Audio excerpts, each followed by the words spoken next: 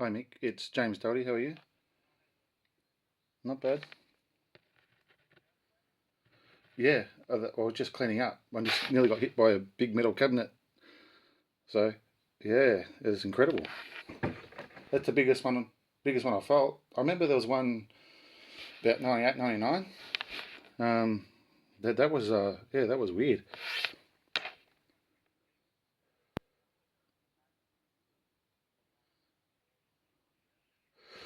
Yeah, there was like two. They all rolled into one. It was like one that started off big and then it's swayed and then come again.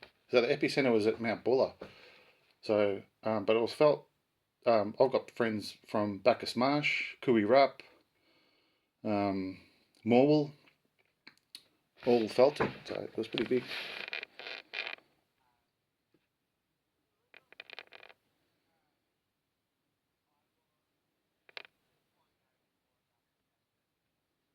Yeah,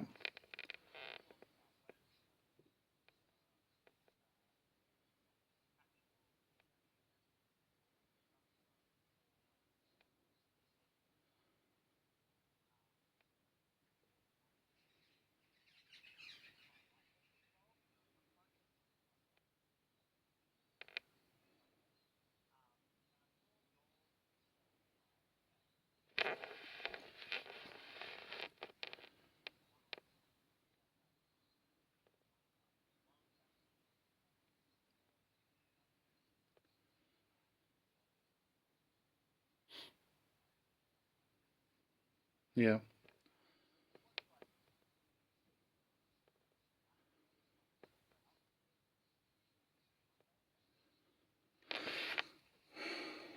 Um, yeah. So are you in Sydney or are you in? Yep. Yeah. So I mean, obviously, the government come out with the health order that mandated vaccinations in construction industry and the health industry all in the same order. And because I'm an electrician, I've got a lot of um, friends that are in the industry. And because I'm a coach, I've got a lot of young kids that are in the industry, many of whom don't want to have the vaccination. Um, and, the mainstream media obviously put their spin on it, and it's always labelled as anti vax. But these are just, I coach young kids. We're talking, 18, 19, 20, 21, 22, 3-year-olds that are otherwise perfectly uh, uh, good citizens, great young men, and they're just a bit scared. They're wondering why they're being forced. And I mean, if they represent, say 30, 40% of the people I know, then obviously that's a big part of the community. That's the way the people are going to feel in the community. And going back to what you were saying about on Monday, what happened out the front of the CFMU office, I mean, it was reported by media that these people weren't members of the union, um, and um, they were also told by Setka himself that they were neo-Nazi thugs.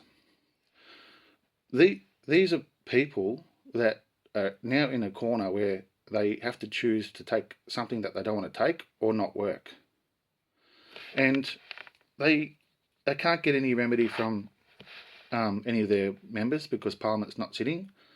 They've tried all that. We tried all this last year. Writing, telling kids to write to their local member, ignored.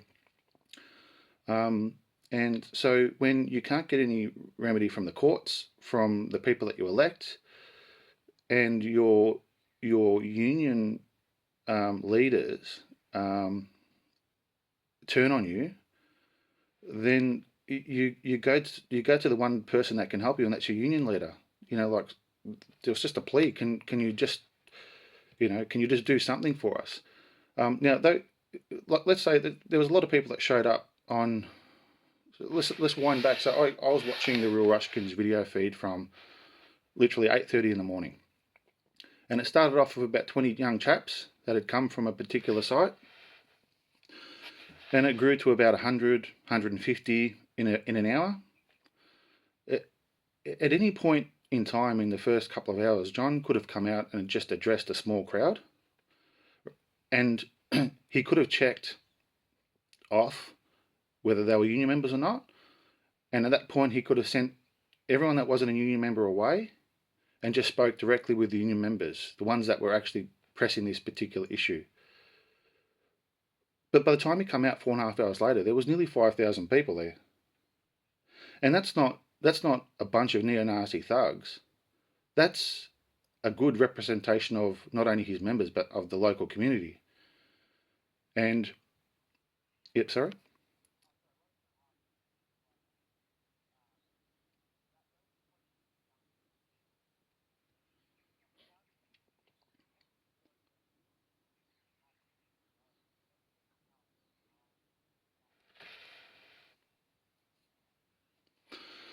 I have no idea how it transpired. I do know that there was a group of people inside the union movement itself that had arranged to drop tools on the Tuesday and go down to the CFMU office to chat. Now, whether or not they decided to do it on the Monday, a couple of shop stewards said, no, let's go and do it now. Because if you organise anything, obviously the media will show up, so will the police. So I guess they probably just chose, let's just go down now. And then with social media, once it got on social media and people started to text their mates, there's a couple hundred people here, get down. Then it sort of billowed, but it,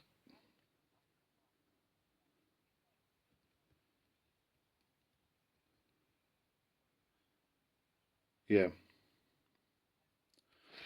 Well, because people trust him, um, a lot of these, groups, small groups that are on alternative social media, um, a lot of the people that are like in the union movement themselves that are really worried about this particular avenue, forced mandated vaccinations, they would have let him know, because they probably wanted his impartial footage. So they would have told him, and I mean, he knows, when the protests are going to start in Melbourne on the weekends. He knows, the route they're going to take. So he's obviously privy to that information because people trust him. Um,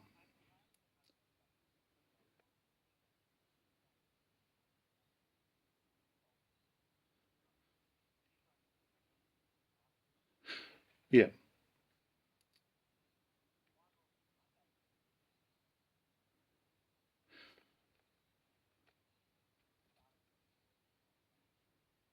yeah. It was. It looked like. I mean, it looked like it was just, guys rocked up to work at 7 o'clock, had a bit of a chat, and said, no, we need to get down there today. Tomorrow's going to be too late. So that's what I think. It's just a guess. I don't really know, but that seems like what it was. And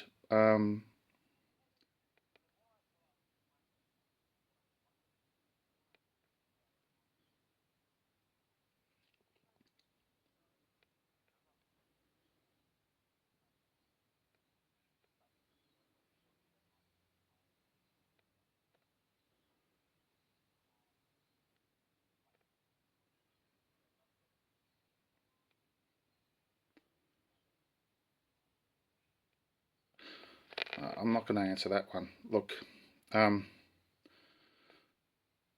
I just did a video because I had. So I've known, in the last 18 months, I've known 4 people to commit suicide, right? And the last, the lead up to that first video, I had probably 20 messages like, what do we do, Jimmy? Like, help us, like, surely there's something that we can do. And I'm like, well, everyone was in slightly different circumstances. So I thought, you know what, I'll just do a video.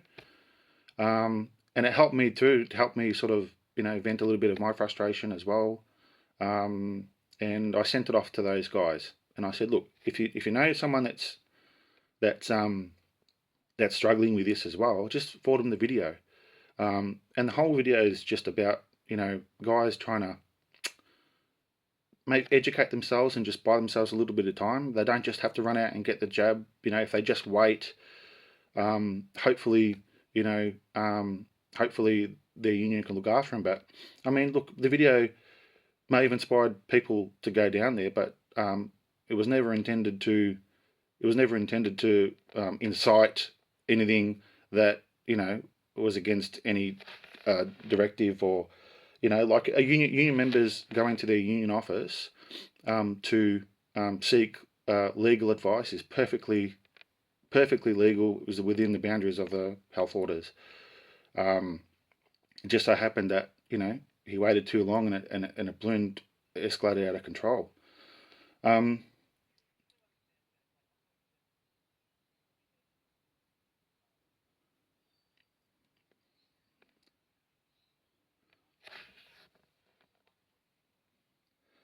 I know you're probably doing that, but at the moment with what's going on social media, people are getting arrested for incitement for worse things. So, for lesser things. I mean, that was a video. Obviously, it was on a public forum because I've got a YouTube channel. I'm not really savvy with all that stuff. I started my YouTube channel last year just to keep people going through COVID. Through the first lockdown, just keep them exercising and keep them going. And I thought, it's a good platform because people can see emotion, and it's rather than just Facebook where it's words and there's no emotion, you can see someone's face when they talk. So yeah, and look, yeah, if I was to say, if you were to ask me that question and said that video inspired thousands of people to go down there on Monday, I would say to you, if that was the case, I wouldn't have done the video, right? But the video was venting my frustration at the unions as well, because the union motto is one in, all in. It's a collective of individuals. If one person's down and out, everyone stops to help that one person. At what point does a union just accept the fact that 30 or 40% of its workforce aren't going to be able to come to work and earn an income, and everyone's happy with that? It's and in my head, what I was doing the video before I was doing it, I was thinking to myself, this is the end of union movement in Victoria if that's the way, because you can't accept that if you're in a union. Like, what's the point of being in a union? Just let everyone go themselves.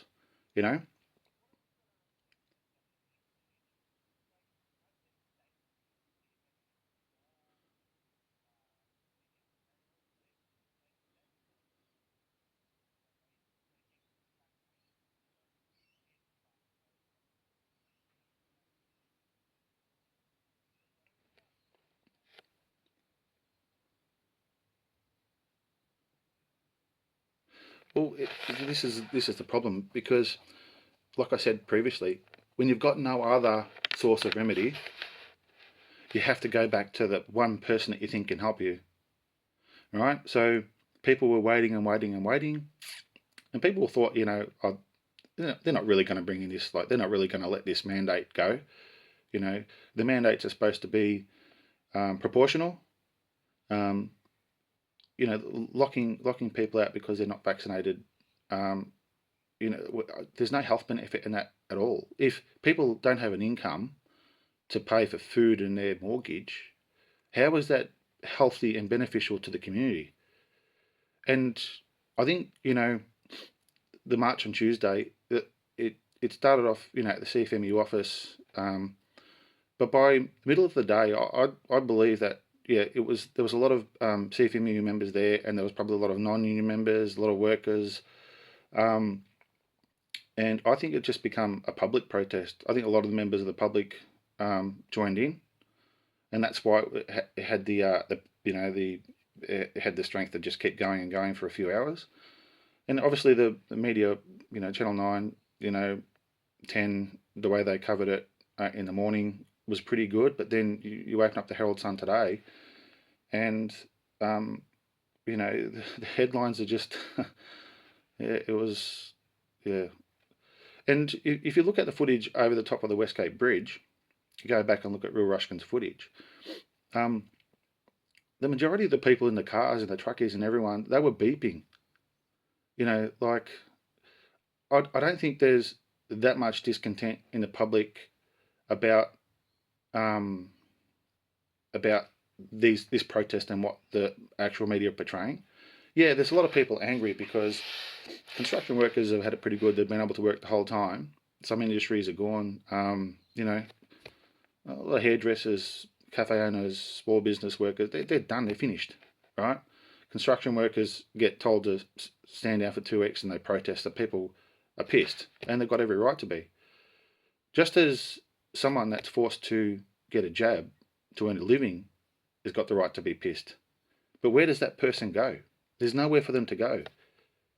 And the only way, I think this is going to get worse and worse. I think you'll find that by, just keep your ears open for this one, but you'll find by Thursday, there will be healthcare workers, there will be TWU members, and it'll get bigger and bigger.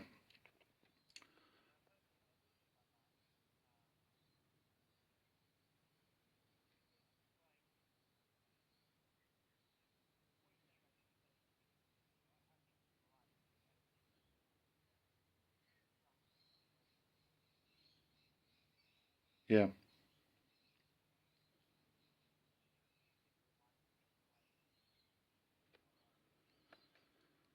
yeah. I do. I say what's happened is, you know, let's have a realistic look at it. 30 to 40% of the people just don't want to get vaccinated or won't get vaccinated. That's They keep pushing this 80, 90%. It's not going to happen. So yeah,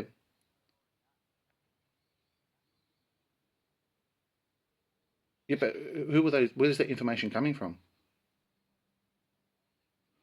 Well, if the information comes from a government source, how do you check the information? Like, as a journalist, how do you check the information? Yeah. So no, that's right. So if you if they keep saying we're at 69%, we're at 71%, you know, we need to get to 80, then the ones that aren't vaccinated, it's an enticement for them to go and get vaccinated, even though they don't want to, because they feel like they're letting the community down. It's conscription, which is, you know, like, is wrong. You know, like, people go off and get vaccinated because they feel that they're doing the right thing for their family and their community and themselves, and that's great. And then what happens is, when they don't get the freedoms that were promised to them, they start to turn on the people that are unvaccinated. And so what people that are unvaccinated feel like is, they feel like they're locked out, left out. They feel like there's no hope, right? They start taking their lives, like I've seen. They start getting angry and frustrated, like I was getting last week in phone calls and text messages. And what they're looking for is someone to help them. And what happened on Monday and Tuesday, all of a sudden, is going to open up the gates for people that all of a sudden realise that, you know, I'm not alone. There's people actually out there that are backing me up and feel the same way as me. And all those people that would never usually protest, or would never ever say anything political, are going to start doing that now, because they've got a platform now to do it. And, you know, now, because they're getting vitriol from people that are vaccinated, and from the media and from the press, and from the media and from the government, they're gonna, and from their own family and friends who are vaccinated. There's nowhere else for them to go. They're not going to care whether things get violent. I don't believe they don't care whether people are stuck in the car for half an hour on a bridge, because now there's more and more people. There's more and more of them, so they're going to get out there on the street and they're going to protest. The only way to end this is for the state governments and the federal government. I mean, the federal government have already come out and said that, you know, mandating is not an option, right? They can't do it, right? So they've palmed it off to the state governments, who still can't mandate, right? It's clear in our constitution, the state government can't conscript any medical service. So what they're doing is they're palming it off to employers in a big legal mess, big legal minefield, and the consequences of that we won't even know until next year. But it's a mess. They just if it was really about health and really about good governance through this pandemic, they would drop anything to do with mandates, right? And they'll just manage it. And if yeah, I suppose, yeah, yep.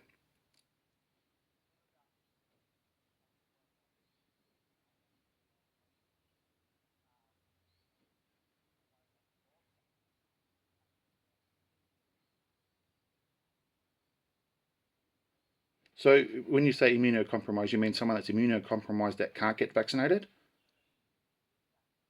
Yeah. Well, if you can still get sick after being vaccinated, why get vaccinated?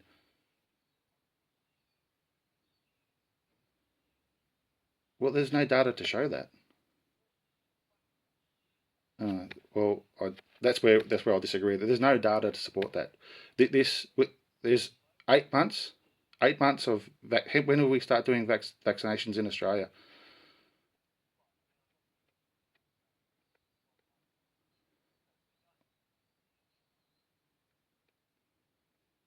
Well, then how do you explain Israel?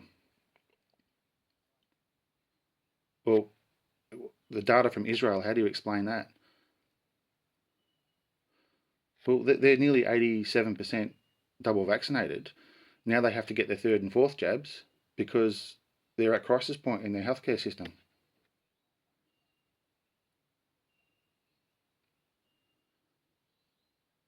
Then this is my argument. What's the point, right? So if you're vaccinated, if you go get you vaccinated, let's say you go get vaccinated, right? What is the problem with you going to work with someone that's not vaccinated?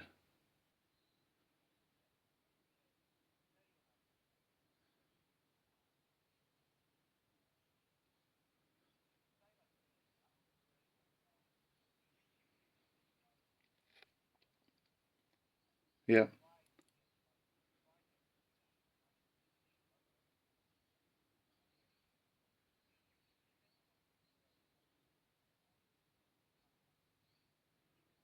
yeah,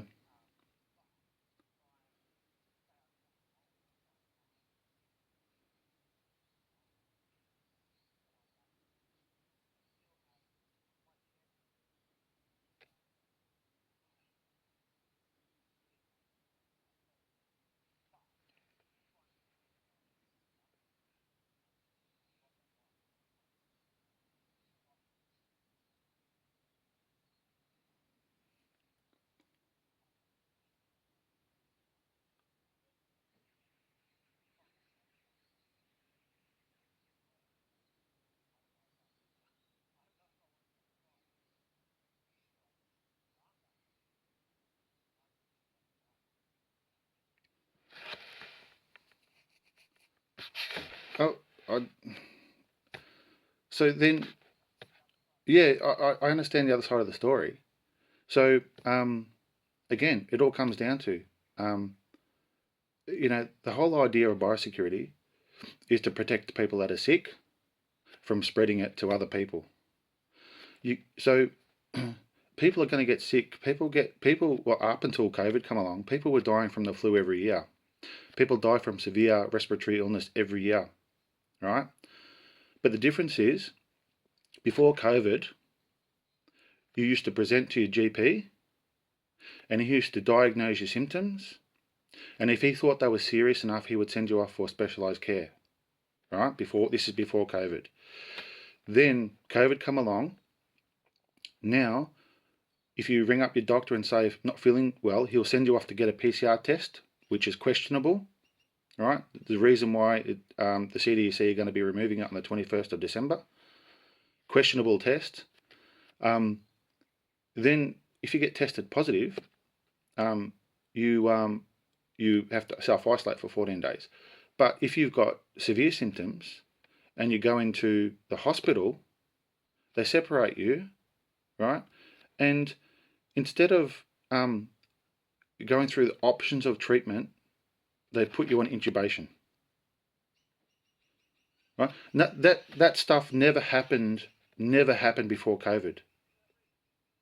Well, intubation was always the last option. Now it's the first option, and you've got 50% chance of survival.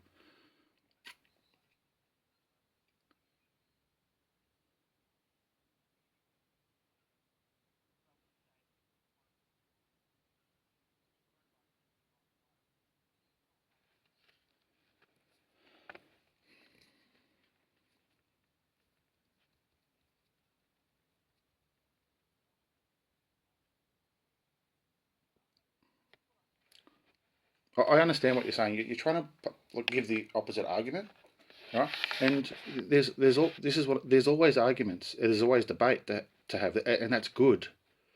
But there's no debate, right? You're not allowed to debate. If I ask a question on Facebook, I'll get banned for 30 days. And if it was if they really wanted people to understand and be informed, they would allow the debate, because then people can actually see both sides of the argument and make up their own mind. But you literally can't say anything with COVID or vaccination on Facebook, you get banned. You can't even say it now on Telegram. So it's, oh yeah, sorry, Telegram. You can't say it on Instagram or, yeah, Telegram's fine.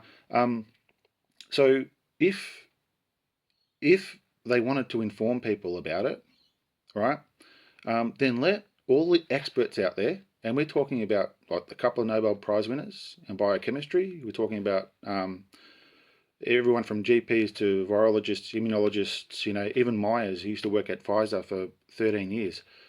All these people coming out with alternate ideas about the vaccination and about herd immunity and all that. Let people hear them. Why censor them? Because these people were once the same people giving health advice to governments, but now all of a sudden their advice is worthless, or it's a danger to society. So you can't help but for people to be fully spectrum on this, right? You can't help for people to be absolutely petrified of COVID, and you can't help for people to be thinking that there's something completely sinister in all of this, right? And the only way to get people in the middle is to allow debate, and that's just not happening. Yeah.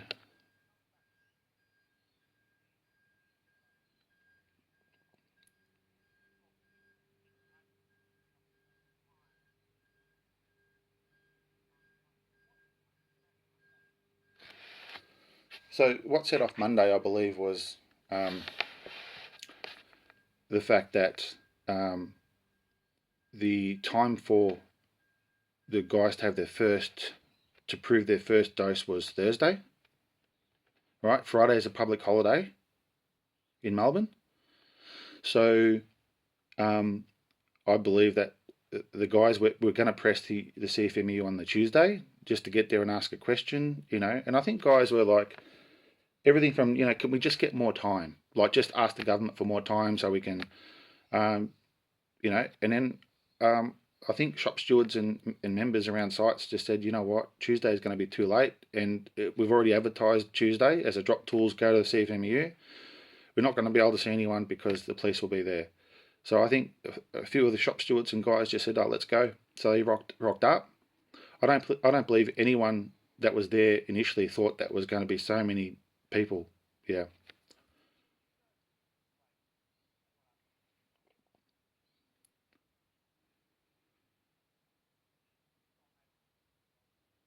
No, I don't know.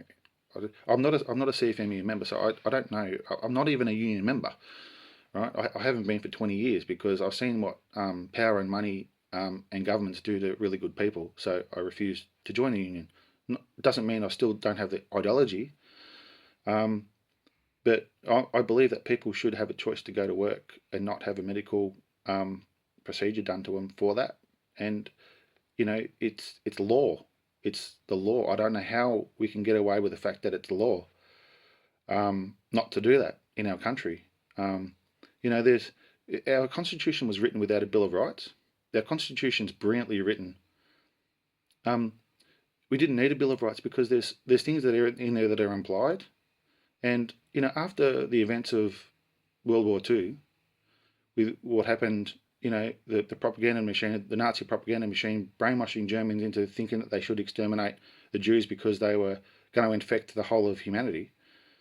And people were, it wasn't too long then that there was a High Court case that in Australia that prevented someone from being forced into a medical procedure, and then it was added to our constitution. And so Section 5123A was done via a referendum in 1946, right? So, but it didn't really need to be. It was just formalised. So what it did is just transferred, power of dental and medical to the federal government. But the High Court case was previous to adding that. They just, so, that's why I'm saying about the Constitution was there's already implied meanings in it without having to add 5123A. It was just added to, 5123A gives the government power to control and make laws for, in retrospect to dental and medical, without forced conscription. Right, so what it does is it cements the fact that you and your doctor are a private contract, and that no third party should enter into it. And that was the High Court case before they added 5123A. So now you go to the doctor and ask for, let's say for example my situation. My dad had his first heart attack at 47, his second one at 48. Had a severe one at 49, ended up having a triple bypass. I've got family members who have heart conditions. So if I say rock up to my doctor and say I'm really concerned about adverse effects in relation to blood clotting, myocarditis and pericarditis, so I'd like an exemption from having this vaccine until such a time as where I can actually gather more data, which is fair enough because the vaccine's only been going for 8 months in Australia. The doctor will say to you, I can't do that, I'll lose my job. How did the government get involved in that private consultation between you and your physician? So there's things happening that need to be put on the head now, and this isn't just about, I don't think it's just about, being able to, eat in your lunchroom or, travel regional for work or forced vaccination. I think the majority of people realise that something's not quite right when we can be forced to do this. And it started off with Tradies Monday. Don't know how it started. It was just like 20 guys. It turned into a couple of thousand. But Tuesday was something different. Tuesday was like all of a sudden people realised that other people are like them and they joined in. The only way this will end is if the government stop these mandates. All right, or at least pause them. It almost seems like, say, in Victoria, for example, I could talk about this all day. In Victoria, for example, on December the 23rd, the government loses its state of emergency powers. It can't be extended any further than that. So, what they're going to do is they'll probably introduce some legislation like the Pandemic Act or something like that, which will take the responsibility of medical emergencies away from the state of emergency. And, having an email from Patton sort of confirms this, that they're working on legislation at the moment. So what it'll effectively do is hand over power to the Chief Health Officer indefinitely, right? But what they're relying on is they're relying on the 4 upper house members to sit with them again, to be able to pass the legislation. I don't think that the 4 members are going to, I think 1 or 2 of them are not going to do it this time. I don't think Jenny Patton will, unless there's safeguards for things. I don't think Medic will. This is the feeling, right? Because they gave that government power 8 months ago, and it's basically out of control now. It's Yeah.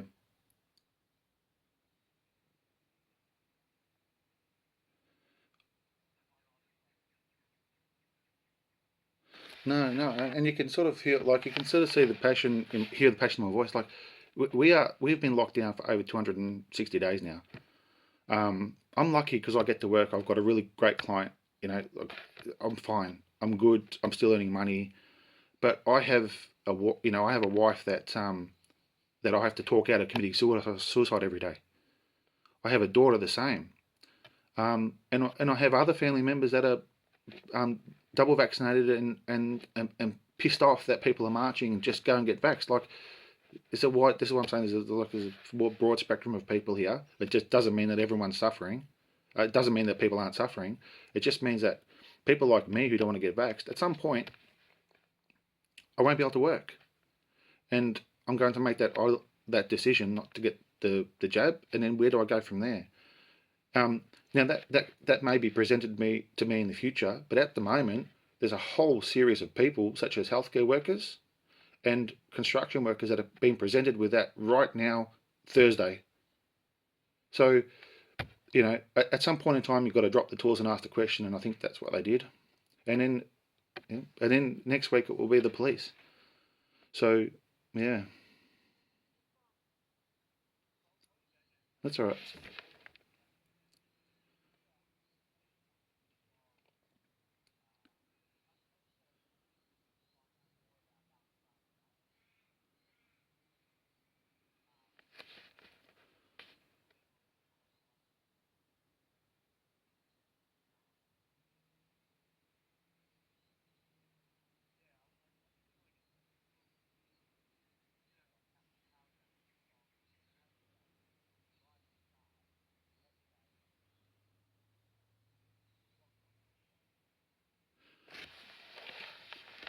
Yeah,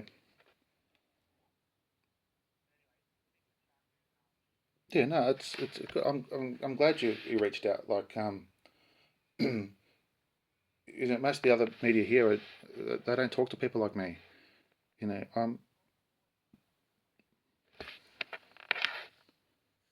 yeah. How long have you been a journalist for? Okay, so straight out of uni and then straight into,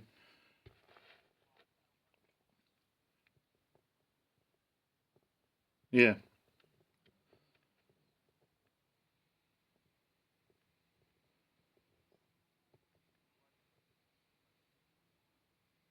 right.